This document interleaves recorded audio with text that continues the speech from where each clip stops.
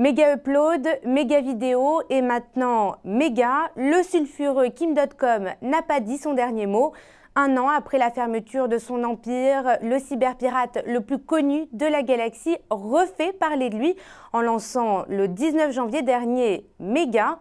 Retour sur une épopée qui a défrayé la chronique et focus sur le petit nouveau de la toile.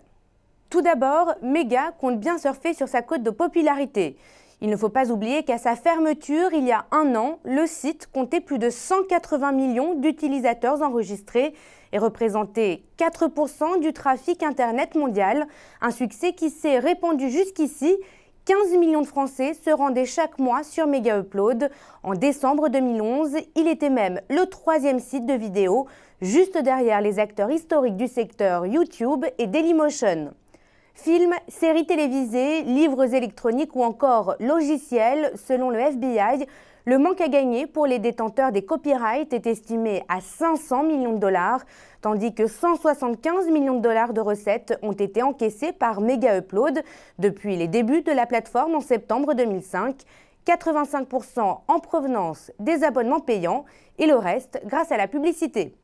Mais tout ça, c'était avant, échaudé par ses déboires avec la justice américaine.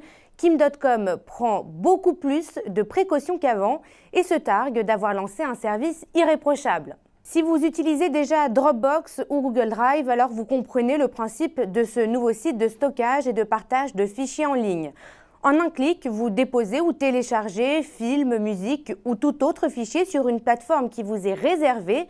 Sauf que Méga bouscule le marché en proposant d'emblée 50 gigas gratuits, de quoi héberger en moyenne 70 films ou 50 000 photos.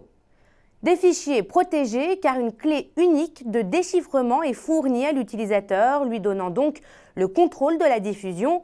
Ainsi, il serait impossible ou du moins très difficile pour les autorités de rendre le site juridiquement responsable des fichiers qu'il héberge, puisqu'il ne pourrait pas, en théorie, en connaître lui-même le contenu.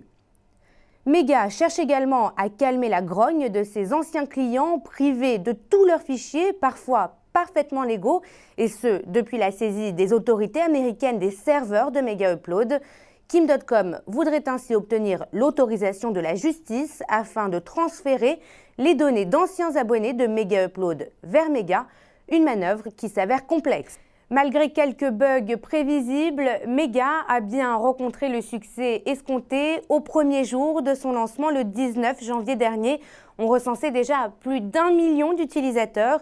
Selon Kim.com, ce sont désormais 60 fichiers qui sont déposés chaque seconde sur sa plateforme. Reste à savoir si le site réussira à gommer son image sulfureuse. Quant à son ambassadeur, il reste très controversé puisque les Américains essayent d'extrader Kim.com, exilé en Nouvelle-Zélande, sans succès jusqu'à présent.